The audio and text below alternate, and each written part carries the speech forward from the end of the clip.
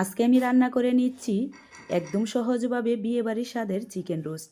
Chicken রোস্টটা রান্না করার জন্য আমি এখানে 1 কেজি পরিমাণের একটা চিকেন নিয়েছি। চিকেনটাকে 4 পিস করে কেটে ভালোভাবে ধুয়ে পরিষ্কার করে নিয়েছি। এখন শুধু একটু লবণ দিয়ে চিকেনটাকে মেখে নিব। এই তো মাখা হয়েছে, একপাশে রেখে দিচ্ছি। এখন একটা বাটিতে রোস্টের মশলা বানিয়ে নিব। তার জন্য আমি নিয়েছি রাঁধুনি রেডিমিক্স রোস্টের মশলা। প্যাকেটের ভিতরে কিন্তু অনেকটা মশলা থাকে। আমি পুরাটা মশলা নিব না, 4 ভাগের 3 ভাগ নিয়ে নিচ্ছি আর 1 ভাগের মতো হবে রেখে দিচ্ছি। মশলার সাথে দিয়ে দিব এখন 3 টেবিল চামচ টক দই, সাথে দিয়ে দিচ্ছি 1 টেবিল চামচ পরিমাণের লেবুর রস।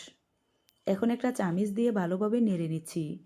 টক দইটা কিন্তু অনেকটাই আঠালো, তাই সাথে একটু পানি দিয়ে দিচ্ছি। পানিটা দিয়ে ভালোভাবে নেড়ে মিশিয়ে নিচ্ছি। তো মিশানো হলে এখন দিয়ে দিচ্ছি 1 টেবিল চামচ ভর্তি করে লাল মরিচের গুঁড়া। মরিচের গুঁড়াটা আমি একইভাবে নেড়ে মিশিয়ে নিব। এখন দিয়ে দিব 1 টেবিল চামচ টমেটোর সস। এইভাবে ধাপের ধাপ মশলাটা দিলে আর ধাপের ধাপ যদি নেড়ে মিশানো হয় তাহলে কিন্তু মিশানোটা খুবই সুন্দর হয়, একদম বাটা মশলার মতো। এই তো মিশানো হয়েছে, একপাশে রেখে দিচ্ছি। এদিকে চুলায় একটা প্যান বসিয়ে দিয়ে দিচ্ছি পরিমাণ মতো সয়াবিন তেল, সাথে দিয়ে দিচ্ছি 2 টেবিল চামচ ঘি। এখন পেঁয়াজের বেরেস্তা করব, তাই আমি 2 মুঠো পেঁয়াজ কুচি দিয়ে দিচ্ছি। পেঁয়াজটাকে অনবরত এভাবে নেড়ে যাব যতক্ষণ পর্যন্ত পেঁয়াজটা একদম লাল লাল হয়ে বেরেস্তা হয়ে আসা পর্যন্ত। কিছুক্ষণ এভাবে নেড়ে নেওয়ার পরেই দেখেন পেঁয়াজটা কিন্তু একদম বেরেস্তা হয়ে আসছে। এখন তেল থেকে পেঁয়াজের বেরেস্তাগুলো উঠে নিতে হবে। একদম তেলটা পরিষ্কার করে বেরেস্তাগুলো উঠে নিতে হবে। তো দেখেন আমি একদম তেলটা পরিষ্কার করেই কিন্তু বেরেস্তাগুলো উঠে নিয়েছি। এখন একই তেলের ভিতরে চিকেনগুলো ভেজে নিব। আমি 2 পিস করে ভেজে নিচ্ছি। এরকম লাল লাল হয়ে আসলেই কড়াই থেকে নামিয়ে নিতে হবে। একইভাবে আমি বাকি পিসগুলোও ভেজে নিচ্ছি। দেখেন ভাজা হয়ে গেছে, এখন আমি এগুলোও নামিয়ে নিচ্ছি। এখন একই তেলের ভিতরে দিয়ে দিচ্ছি 1 মুঠো পেঁয়াজ কুচি। পেঁয়াজটাকে তেলে হালকা নেড়ে নিচ্ছি। সাথে দিয়ে দিব কিছু গরম মশলা। দিচ্ছি 2 টুকরো দারচিনি, 2টা বড় এলাচ, 4-5টা সবুজ এলাচ। আমি মশলাটা অল্প করে দিচ্ছি কারণ রাঁধুনি রেডিমিক্স মশলায় কিন্তু সব কিছুই থাকে। এখন দিয়ে দিচ্ছি 1 টেবিল চামচ ভর্তি করে আদা রসুন বাটা। আদা রসুনটা তেলের ভিতরে একটু নেড়ে নিচ্ছি। সাথে দিয়ে দিব 2 টেবিল চামচ পরিমাণ পেঁয়াজ বাটা। এখন এই বাটা মশলাটি কিছুক্ষণ এইভাবে নেড়ে ভেজে নিব যাতে করে কাঁচা গন্ধটা চলে যায়। এখন দিয়ে দিচ্ছি ওই যে মশলাটা মিশিয়ে রেখেছিলাম, সেই মশলাটা দিয়ে দিচ্ছি। মশলাটা দিয়ে এখন অনেকটা সময় নিয়ে মশলাটাকে ভালোভাবে কষিয়ে নিতে হবে। কিছুক্ষণ নেড়ে কষিয়ে নেওয়ার পর দেখেন উপর থেকে তেলটা ছেড়ে আসছে। এই পর্যায়ে এসে দিয়ে দিচ্ছি বাটিটা ধুয়ে অল্প একটু পানি। এই পানিটা দিয়ে মশলাটাকে আর একটু সময় নিয়ে ভালোভাবে কষিয়ে নিব। তো ঢাকনা দিয়ে কষিয়ে নিচ্ছি।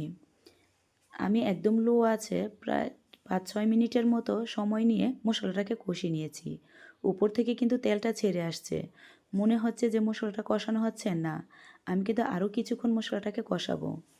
এই পর্যায়ে দিয়ে দিচ্ছি পরিমাণ মতো লবণ। লবণটা বুঝে দিতে হবে কারণ আমরা কিন্তু চিকেনটাও লবণ দিয়ে ভেজে নিয়েছি। তো দেখেন মশলাটা কিন্তু আমি আরও একদম ভাজা ভাজা করে নিচ্ছি। যখন এরকম ভাজা ভাজা হয়ে আসবে তখনই দিয়ে দিচ্ছি ভেজে রাখা চিকেন। চিকেনটা দিয়ে এখন মশলার সাথে কিছুক্ষণ উল্টিয়ে পাল্টিয়ে নেড়ে মিশিয়ে নিচ্ছি।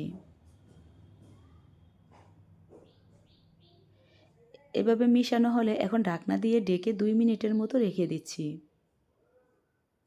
2 মিনিট পর ঢাকনাটাও উঠিয়ে উপর থেকে একটু পানি দিয়ে দিচ্ছি যাতে চিকেনটাকে ভালোভাবে সিদ্ধ করে নেওয়া যায়। বেশি পানি দিয়ে আবার একটু বেশি সময় নিয়ে সিদ্ধ করা যাবে না, কারণ অতিরিক্ত যদি চিকেনটা সিদ্ধ হয়ে যায় তখন কিন্তু আবার রোস্টটা খেতে ভালো লাগবে না। তো ভালোভাবে নেড়ে দিয়ে আবারও ঢাকনা দিয়ে ঢেকে একদম লো আছে 10 মিনিটের মতো রান্না করে নিচ্ছি। 10 মিনিট পর ঢাকনাটা উঠিয়ে নিচ্ছি। দেখেন নিচ থেকে নেড়ে দিচ্ছি, আর এটা কিন্তু কিছুক্ষণ পর পরে নেড়ে দিতে হবে, তা না হয় কিন্তু নিচে লেগে যাবে, আর নিচে লেগে গেলে তখন আবার খেতে ভালো লাগবে না। তো অনেকটা পানি রয়েছে, তাই আমি আবারও ঢাকনা দিয়ে ডেকে আরও 5 মিনিটের মতো রান্না করে নিচ্ছি। 5 মিনিট পর দেখেন পানিটা কিন্তু একদম শুকিয়ে গেছে, তেলটা উপরে ছেড়ে আসছে। এই পর্যায়ে দিয়ে দিচ্ছি 1 কাপ পরিমাণ লিকুইড দুধ। আমি এখানে 1 কাপ পানির সাথে 2 টেবিল চামচ ভর্তি করে গুঁড়া দুধ মিশিয়ে দিয়েছি। এভাবে যদি গুঁড়া দুধ দিয়ে রোস্টটা রান্না করা হয় তাহলে কিন্তু গুঁড়া দুধের সুন্দর একটা ফ্লেভারও আসে, আবার রোস্টের টেস্টটাও কিন্তু অনেকটাই বেড়ে যায়। চেষ্টা করবেন গুঁড়া দুধ দিয়েই রসটা রান্না করার জন্য। এখন দিয়ে দিচ্ছি 10-12টার মতো কাঁচামরিচ, আরও দিয়ে দিচ্ছি কয়েকটা কিশমিশ, দিচ্ছি টেস্টিং সল্ট। টেস্টিং সল্টটা কিন্তু অবশ্যই দিবেন, টেস্টিং সল্টটা দেওয়ার কারণে কিন্তু রোস্টের স্বাদ দ্বিগুণ বেড়ে যায়। এখন চামিচ দিয়ে আমি নিচ থেকে একটু নেড়ে দিচ্ছি।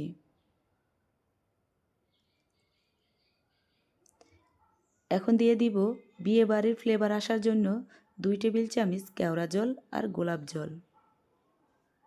দিয়ে দিচ্ছি 1 টেবিল চামচ ঘি। রান্নার শেষে কিন্তু অবশ্যই ঘিটা দেওয়ার চেষ্টা করবেন, তাতে করে কিন্তু সুন্দর একটা ঘিয়ের ফ্লেভার আসবে। দিয়ে দিচ্ছি 1 মুঠো পেঁয়াজ বেরেস্তা। দিয়ে এখন ঢাকনা দিয়ে ডেকে 5 মিনিটের মতো এভাবে দমে রেখে দেব একদম লো আছে। 5 মিনিট পর আমি ঢাকনাটা উঠিয়ে নিচ্ছি।